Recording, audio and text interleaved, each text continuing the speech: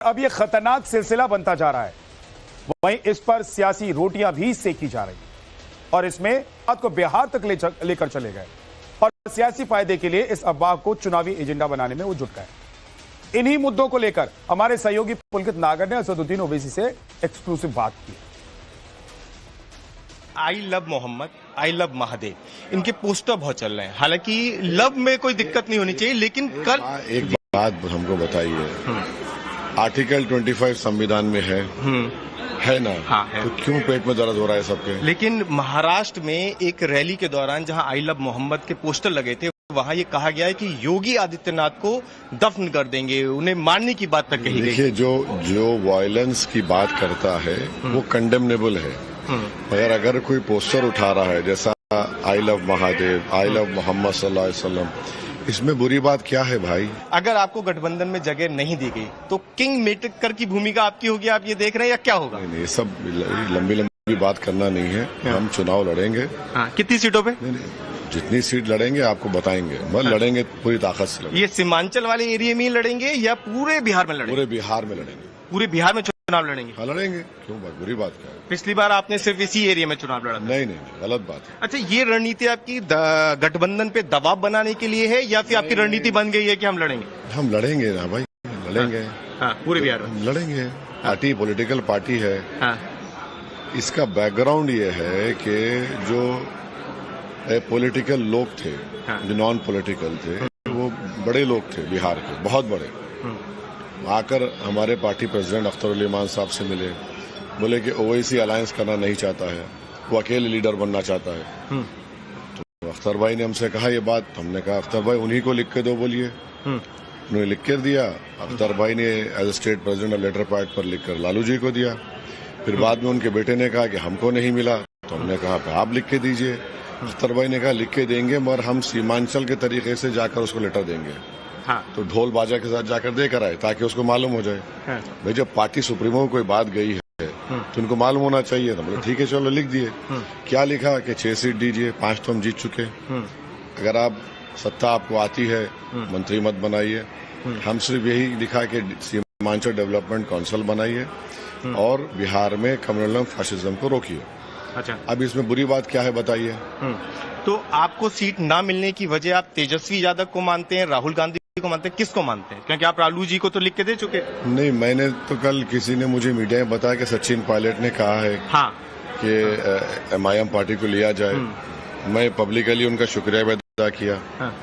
अब ये यहाँ पर जो सबसे बड़ा अलायंस में सबसे बड़ी पार्टी तो राजद आप है। बेबाक बोलते हैं, आज नहीं बोल रहे हैं आप। मैंने पूछा कि आप किसको वजह मानते हैं? सुन तो लीजिए, मैं मुकम्मल तो करने दीजिए।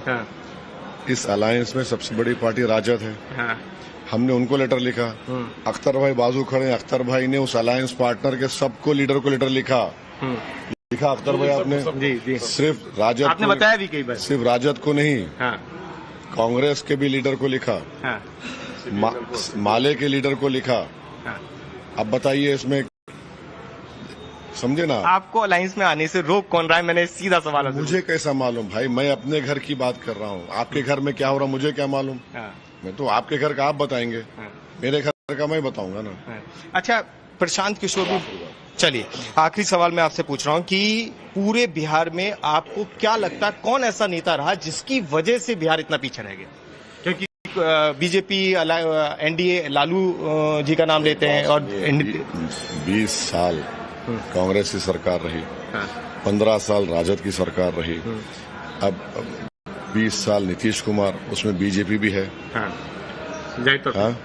11 साल के प्रधानमंत्री नरेंद्र मोदी हैं। 70,000 करोड़, वो देख लीजिए आप। तो इसमें ऐसा है ना, वो सब जिम्मेदार हैं, किसी एक पे नहीं खड़ा कर सकते। गठबंधन भी जिम्मेदार है और NDA भी जिम्मेदार है। बर्बादी जो है सबने मिलकर की बिहार की। आज आप जाकर देखिए, सीमांचल में नौजवान बच्चा नजर नहीं आता। आपको जिताया था पिछली बार 5 सीटों पे, 4 छोड़ के चले गए। हाँ, वो चले गए। वो इस बार कैसे गारंटी लेंगे? भाई क्या आप गारंटी ले सकते हैं कि आप अपने चैनल में रहेंगे? नहीं, मेरा चैनल में रहना और पॉलिटिकल पार्टी के में बहुत सवाल, अलग अंतर है। इसीलिए तो कह रहा हूँ, उन्होंने जनता को धोखा दिया। मैं क्यों आपका एग्जाम्पल दे रहा हूँ? आप तो पैसे लेकर काम करते हैं, वो तो पैसे लेकर बेच दिए अपने आप को। तो अब किसके दिल में क्या है कैसा बताएं, मगर हम अब की बार बड़ा सिस्टमेटिकली काम कर रहे हैं। कल गुलाम सरवर साहब का नाम अनाउंस किए, उन्होंने पब्लिकली खड़े होकर अपनी कॉन्स्टिट्यूंसी के लोगों को कहा कि मैं कभी नहीं जाऊंगा, मैं आपसे वादा करूं, पब्लिकली कहा उन्होंने। तो ये तय हो गया कि आप पूरे बिहार में चुनाव लड़ेंगे।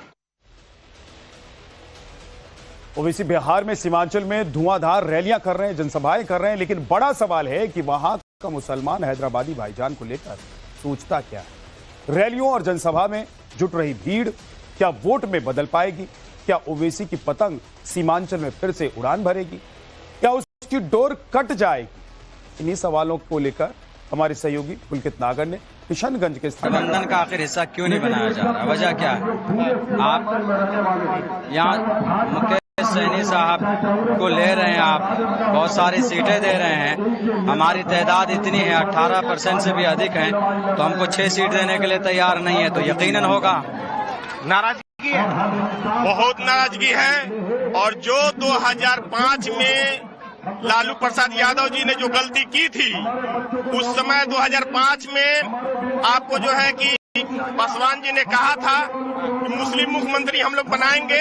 रामविलास पासवान के आवाज पे पूरी मुस्लिम समाज और सभी समाज लोग। नाराजगी किससे ज्यादा है, राहुल गांधी या तेजस्वी यादव? तेजस्वी यादव। देखिए, इंडिया महागठबंधन में तेजस्वी यादव सर्वे सर्वा हैं, तो हमें पूरी उनकी पूरे गठबंधन से ही नाराजगी है। आखिर उन्होंने ऐसा क्यों किया? हिस्सा नहीं बनाया, नाराजगी है क्या? ओवैसी को गठबंधन का हिस्सा नहीं बनाया? नहीं, ऐसी बात नहीं है। खुद ये है कि तेजस्वी साहब नहीं लेना चाह रहे हैं। आगे बढ़ते हैं। देश के अलग अलग शहरों में और गांवों में इन दिनों जंगली जानवरों का आतंक देखने को मिल रहा है। सब आर्टिकल 25 संविधान में है ना? हाँ, है। तो क्यों पेट में दर्द हो रहा है सबके? लेकिन महाराष्ट्र में एक रैली के दौरान जहां आई लव मोहम्मद के पोस्टर लगे थे, वहां ये कहा गया है कि योगी आदित्यनाथ को दफन कर देंगे, उन्हें मारने की बात तक कही गई। देखिए, जो वायलेंस की बात करता है वो कंडेमनेबल है, मगर अगर कोई पोस्टर उठा रहा है जैसा I love Mahadev, I love Muhammad सल्लल्लाहु अलैहि वसल्लम, इसमें बुरी बात क्या है भाई? अगर आपको गठबंधन में जगह नहीं दी गई तो किंग मेकर की भूमिका आपकी होगी, आप ये देख रहे हैं, या क्या होगा? नहीं, ये सब लंबी बात करना नहीं है। हम चुनाव लड़ेंगे। कितनी सीटों पे? नहीं, जितनी सीट लड़ेंगे आपको बताएंगे, मगर लड़ेंगे पूरी ताकत से लड़ेंगे। ये सीमांचल वाले एरिया में ही लड़ेंगे या पूरे बिहार में लड़ेंगे? पूरे बिहार में लड़ेंगे। पूरे बिहार में चुनाव लड़ेंगे? हाँ, लड़ेंगे। क्यों बात, बुरी बात क्या है? पिछली बार आपने सिर्फ इसी एरिया में चुनाव लड़ा था। नहीं, गलत बात है। अच्छा, ये रणनीति आपकी गठबंधन पे दबाव बनाने के लिए है या फिर आपकी रणनीति बन गई है कि हम लड़ेंगे? हम लड़ेंगे ना भाई, लड़ेंगे। हाँ, पूरे बिहार में लड़ेंगे। पार्टी पॉलिटिकल पार्टी है। हाँ। इसका बैकग्राउंड ये है कि जो पॉलिटिकल लोग थे, जो नॉन पॉलिटिकल थे, वो बड़े लोग थे बिहार के, बहुत बड़े, आकर हमारे पार्टी प्रेसिडेंट अख्तर उल इमान साहब से मिले, बोले कि ओवैसी अलायंस करना नहीं चाहता है, वो अकेले लीडर बनना चाहता है। तो अख्तर भाई ने हमसे कहा ये बात, हमने कहा अख्तर भाई उन्हीं को लिख के दो, बोलिए। उन्होंने लिख कर दिया। अख्तर भाई ने as state president letter pad पर लिखकर लालू जी को दिया। फिर बाद में उनके बेटे ने कहा कि हमको नहीं मिला, तो हमने कहा आप लिख के दीजिए। अख्तर भाई ने कहा लिख के देंगे, मगर हम सीमांचल के तरीके से जाकर उसको लेटर देंगे। हाँ। तो ढोल बाजा के साथ जाकर देकर आए ताकि उसको मालूम हो जाए। हाँ। भाई जब पार्टी सुप्रीमो को कोई बात गई है तो उनको मालूम होना चाहिए। तो बोले ठीक है चलो लिख दिए। क्या लिखा कि 6 सीट दीजिए, 5 तो हम जीत चुके। अगर आप सत्ता आपको आती है मंत्री मत बनाइए। हम सिर्फ यही लिखा कि सीमांचल डेवलपमेंट काउंसिल बनाइए और बिहार में कम्युनल फासिज्म को रोकिए। अच्छा, अब इसमें बुरी बात क्या है बताइए? तो आपको सीट ना मिलने की वजह आप तेजस्वी यादव को मानते हैं, राहुल गांधी को मानते हैं, किसको मानते हैं? क्योंकि आप लालू जी को तो लिख के दे चुके। नहीं, मैंने तो कल किसी ने मुझे मीडिया में बताया कि सचिन पायलट ने कहा है हाँ। कि MIM पार्टी को लिया जाए। मैं पब्लिकली उनका शुक्रिया भी अदा किया। हाँ। अब ये यहाँ पर जो सबसे बड़ा अलायंस में सबसे बड़ी पार्टी तो राजद आप है। बेबाक बोलते हैं, आज नहीं बोल रहे हैं आप। मैंने पूछा कि आप किसको वजह मानते हैं। सुन तो लीजिए, मैं मुकम्मल तो करने दीजिए। हाँ। इस अलायंस में सबसे बड़ी पार्टी राजद है। हाँ। हमने उनको लेटर लिखा। अख्तर भाई बाजू खड़े, अख्तर भाई ने उस अलायंस पार्टनर के सबको लीडर को लेटर लिखा। लिखा अख्तर भाई आपने? जी जी, सिर्फ राजद आपने को- बताया भी कई बार। सिर्फ राजद को नहीं, हाँ कांग्रेस के भी लीडर को लिखा, हाँ माले के लीडर को लिखा। हाँ। अब बताइए इसमें, समझे ना? आपको अलायंस में आने से रोक कौन रहा है? मैंने सीधा सवाल आपसे मुझे कैसा मालूम भाई, मैं अपने घर की बात कर रहा हूँ। आपके घर में क्या हो रहा मुझे क्या मालूम? पूछा। हाँ, मैं तो आपके घर का आप बताएंगे, हाँ, मेरे घर का मैं बताऊंगा ना। हाँ। अच्छा, प्रशांत किशोर भी, चलिए आखिरी सवाल मैं आपसे पूछ रहा हूँ कि पूरे बिहार में आपको क्या लगता है कौन ऐसा नेता रहा जिसकी वजह से बिहार इतना पीछे रह गया? क्योंकि बीजेपी एनडीए लालू जी का नाम लेते हैं और 20 साल कांग्रेस की सरकार रही, 15 साल राजद की सरकार रही, अब 20 साल नीतीश कुमार, उसमें बीजेपी भी है। हाँ, 11 साल के प्रधानमंत्री नरेंद्र मोदी हैं, 70,000 करोड़, हाँ, वो देख लीजिए आप। तो इसमें ऐसा है ना, वो सब जिम्मेदार हैं, किसी एक पे नहीं खड़ा कर सकते। गठबंधन भी जिम्मेदार है और एनडीए भी जिम्मेदार है। बर्बादी जो है सबने मिलकर की बिहार की। आज आप जाकर देखिए सीमांचल में नौजवान बच्चा नजर नहीं आता। आपको जिताया था पिछली बार 5 सीटों पे, 4 छोड़ के चले गए। हाँ, वो चले गए। वो इस बार कैसे गारंटी लेंगे? भाई, क्या आप गारंटी ले सकते हैं कि आप अपने चैनल में रहेंगे?